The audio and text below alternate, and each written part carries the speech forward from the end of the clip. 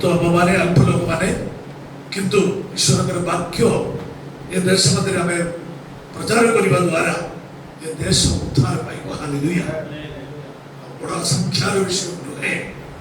ଆମେ ଜାଣିଛୁ ଆମର ପାଷ୍ଟରମାନେ ପାଖାପାଖି 20-25 ଲୋକମାନେ ଅଛନ୍ତି, ଭିନ୍ନ ଭିନ୍ନ ସ୍ଥାନରେ ଅଛନ୍ତି।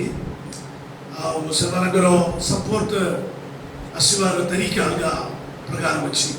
ସେଥିପାଇଁ ଆଉ ସେମାନଙ୍କୁ କେତେ ଲୋକଙ୍କୁ ଜେଲ୍ ଦେଉଛି, କେତେ ଲୋକମାନଙ୍କୁ ଲେଟ୍ ଦେଇଛି, କେତେ ଲୋକମାନଙ୍କୁ 6 ମାସର ମାନେ ମିଶିକି ଦେଇଛି।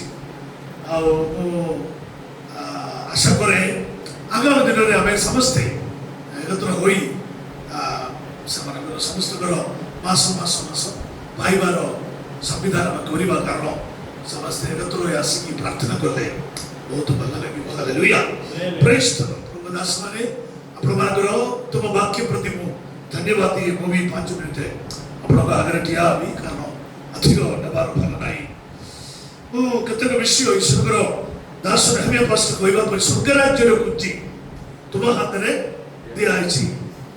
ଯାହା ତୁମେ ଏଠି ଖୋଲିବ ତାହା ସ୍ୱର୍ଗରାଜ୍ୟରେ ଲାଭ, ଯାହା ତୁମେ ଏଠି ବନ୍ଦ କରିବ ତାହା ଟେକ୍ନିକ୍ ଆମ ପାଖରେ ଅଛି। ହାଲେଲୁୟା। ଆମେ ପ୍ରେଜ୍ ଦ ଲର୍ଡ। ଏଠି ଆମେ ଖୋଲିଲେ ସେଠି ଖୋଲିବ। ବେରାମପୁର ପାଇଁ ପ୍ରଭୁଙ୍କ ଦାସମାନେ ଖୋଲିବାର ଅଛି, ନହେଲେ ଆତ୍ମିକ ଆଶୀର୍ବାଦ ଏଠି ଆସିବ ନାହିଁ। ଚନ୍ଦ୍ରପୁର ପାଇଁ ଚନ୍ଦ୍ରପୁରର ପ୍ରଭୁ ଦାସମାନେ ଖୋଲିବାର ଅଛି। ହାଲେଲୁୟା। ପ୍ରେଜ୍ ଦ ଲର୍ଡ। ଆମେ ଅଧିକାର ଦେଇଛନ୍ତି, ଆମେ ଅଧିକାର ଉପରେ ପ୍ରଭୁ ପଠେଇଛନ୍ତି। କାଲି ପଠେଇ ନାହିଁ, ତୁମେ କାଲି ଯାଅ, କେତେ ଲୋକମାନେ ବାଡ଼େଇବ, ମାଡ଼ ଖାଇକି ପଳେଇ ଆସ ବୋଲି ପ୍ରଭୁ କହୁନାହାନ୍ତି। ପ୍ରଭୁ କହିଲେ ଏ ଅଧିକାରରେ ତୁମେ ଯାଅ। ପ୍ରେଜ୍ ଦ ଲର୍ଡ। ଏ ଅଧିକାରରେ ତୁମକୁ ଅଧିକାର ମୁଁ ଦେଇଛି।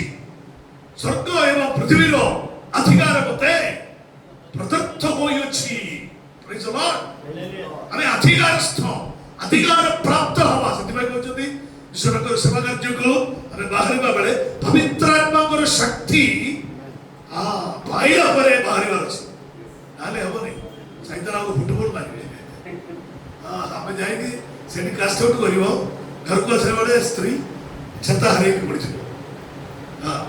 ପିଲାମାନେ ଆଗରୁ ପ୍ରେଜ୍ ଦ ଲର୍ଡ ମୋତେ ପବିତ୍ର ଆତ୍ମା ଥିଲେ ବି ମୁଁ ମଧ୍ୟପ୍ରଦେଶରେ ସବୁ ଭୟଙ୍କର ଜାଗାରେ ଯାଇକି ଭୂତକୁ ଥୁମାଉ କରିବା ବେଳେ ମୋ ଆତ୍ମାରେ ସେଇ ସମୟରେ ଭୂତ କ'ଣ କରିବେ, ମୋର ମାଆକୁ ପୁରା ବହୁତ କଷ୍ଟ ଦେବ।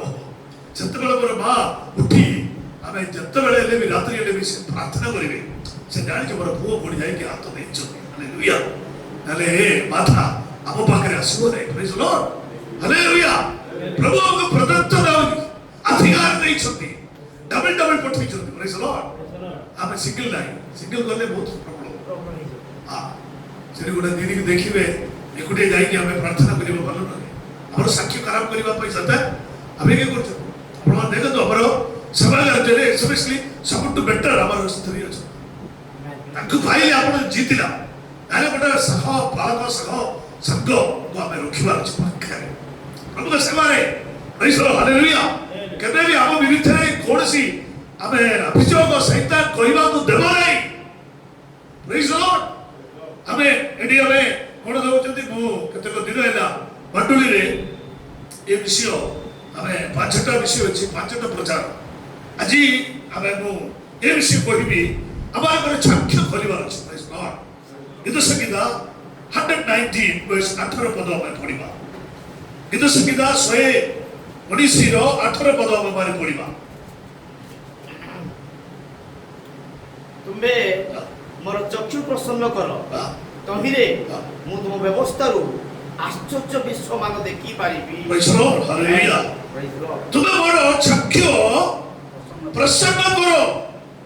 ତୁମର ବାକ୍ୟ ଭିତରେ ଯେଉଁ ନିଗୁଢ଼ ତତ୍ତ୍ୱ ଅଛି ତାହା ଜାଣିବା ପାଇଁ। ସାଧାରଣ ନୀତିରେ ପାଠ ପଢ଼ିଲେ ଜଣେ ବ୍ୟକ୍ତିକୁ ସେ ସାଧାରଣ ନୀତିରେ ବୁଝିପାରିବ।